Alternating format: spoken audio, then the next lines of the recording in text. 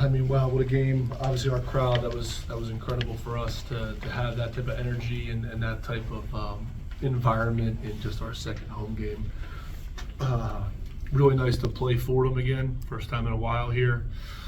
And I think for us, it's just a great learning experience for what we're after. I think dealing with their physicality, dealing with obviously, Mike's game plans and the way he sees the game is just so intelligent.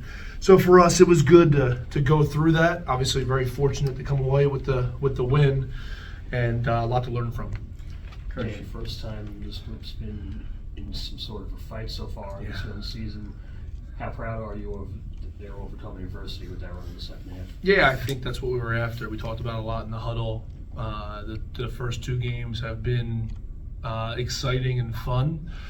This is where programs are made. This is why they all came here. They understand what we're after. They understand our crowd, our electricity when we're getting stops to transition plays.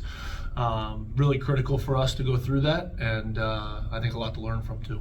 Coach, you look at the last couple minutes of this game, stuck on 64-60 for a while. A lot of mistakes. No question. A lot of mistakes on both sides. What allowed you guys to break through and maybe held them back? Yeah, I think in a sense it was just putting ourselves in our known spacing. That helped us a lot, helped our shot profile a lot.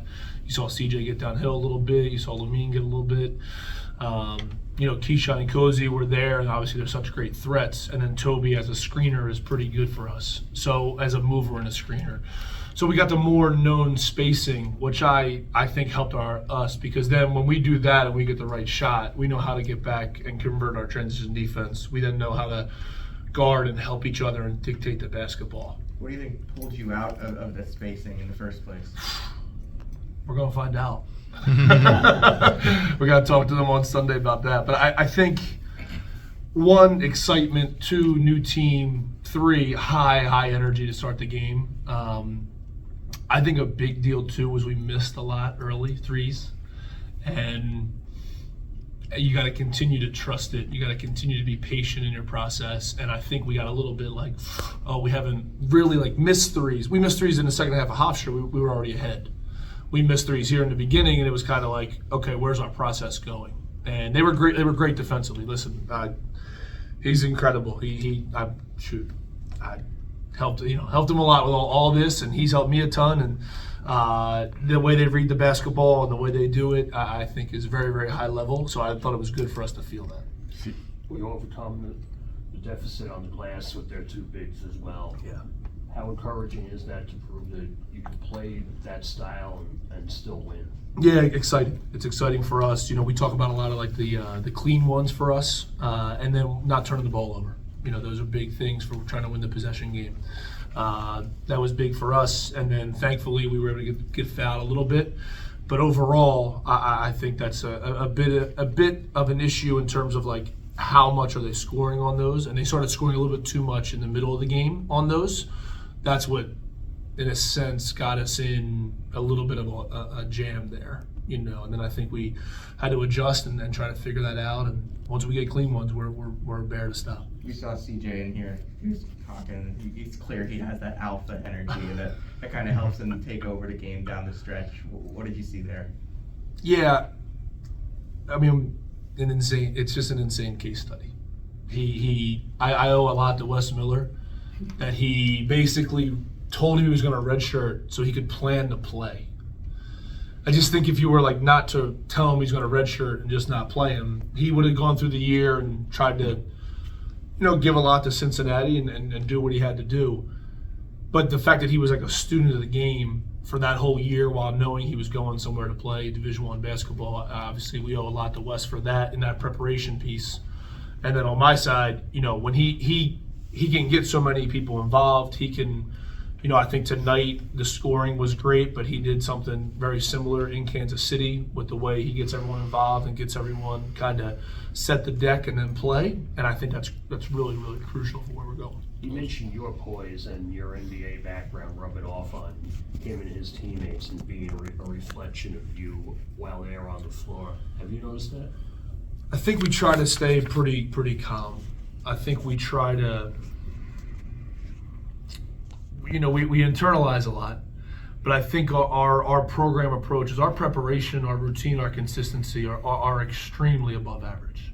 I really believe that. And that's why we can trust in what we're doing and how we feel in those games. And that's what we felt. I think Hofstra obviously was just, shot out of a cannon. That was fun.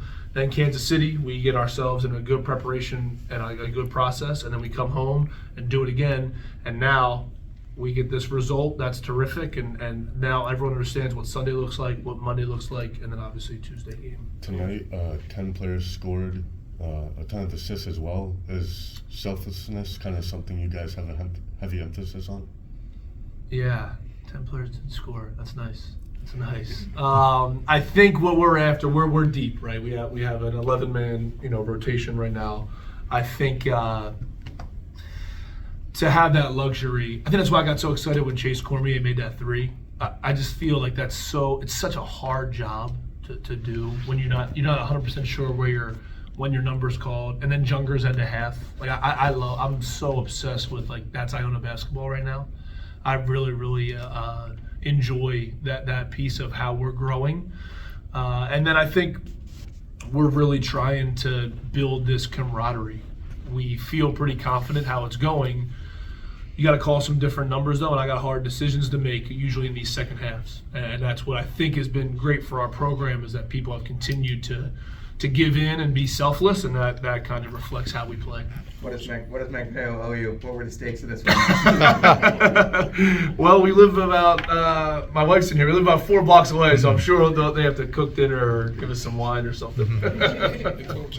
Lindsay wasn't dressed today. Yeah. What's going on with that? Yeah, we're just working through it, trying to figure out the best route for him. I think we're trying to up his player development process when we know he's not probably in the rotation in a game like this. We feel that in the first 2 games he wasn't. He's done amazing in our preparation and being on scout team and on our team and how he's doing his business. I want to up his level of workouts, his level of intensity, and sometimes what that happens is then you want to make sure he's not in a sense available for the game. To make sure he's prepared correctly for when he is and what we can find out. Is the red shirt in play? I think so. Coach, Matt Powell mentioned just how much you empower your players, and obviously you have a history in player development, both professionally and at the college level. When you get a guy like CJ who's coming from our major conference who hasn't really played, a significant amount of minutes, but obviously has a tremendous amount of confidence, how do you really tap into that and get to have him perform in the way he did tonight? Yeah, empower is a good word for it. We have a big. Our environment's pretty positive. I think we're pretty polished, but we're pretty positive and opportunistic. So when you have players like this, you have to, and especially what I'm used to in building these teams faster, you have to empower because no one, and that's why we're so big in player development here at Iona because no one knows. I'm not sure Khalil Badru might be a way better dribbler in February than he is now. You can't put a ceiling on him right now. And that's what we do every day in our player development work and our preparation. So for that CJ Anthony piece, he's learning way more pick and roll coverages. He's learning way more spacing, timing, feel. I think you're starting to see that put on display a little bit. I think he wouldn't have taken that right wing, pull back 3. I think he would have done that and tried to drive left. Oh, he did in July, and it wasn't successful often. So the empowerment is we got to continue to have our patience in how we do this. And then having them fail correctly, and that's what I was probably so upset about in the first half. We weren't really failing correctly, how I see fit, and that's where I think it was addressed at halftime. We started a little bit in a different world there, and then second half, obviously they did a great job with their adjustments too. And when they took that lead, we had to decide what we were going to do.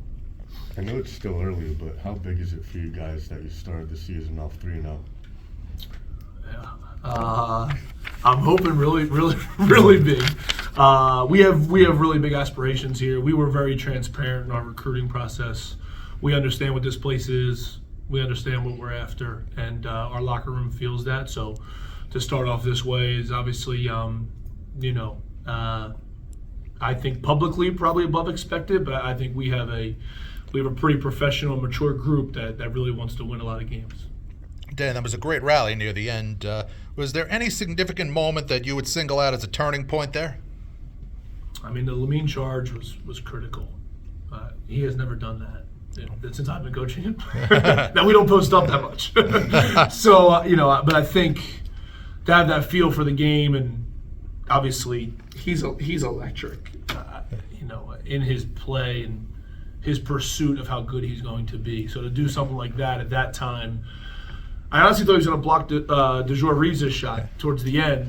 That's what I'm used to. But taking the charge and having that momentum change for us, and then we were able to get a bucket and kind of push it, that was big for us. You were very animated on the sideline. How important was setting that tone for your team? I think we just owe it to this environment, to the crowd and to the fans. And I was very emotional as a player when I played. Too much. I had to really calm down a lot as I got older. But I think when you have the ability of what this place is and why we took the job and moved from New Orleans to do this and left the NBA, it's got to mean something to this whole community. And the Gale Gates insane buzzing before, in my office looking out, and I'm like, I gotta close these blinds and get to my data. But I get to my prep. But then you feel that when you get out there on the floor. And to me, this is what I was after. This is college basketball. And for what we've done already on November 14th, to have that be our environment, and I understand what this place is, sky the limit wise, and what our ceiling could be in Hines. That means a lot to me, and it means a lot to my family. It means a lot to everybody here, and that's what I'm trying to tell our guys. This, we have an unusual job. We have a very unusual program, and that's why we're doing it. All right, thanks.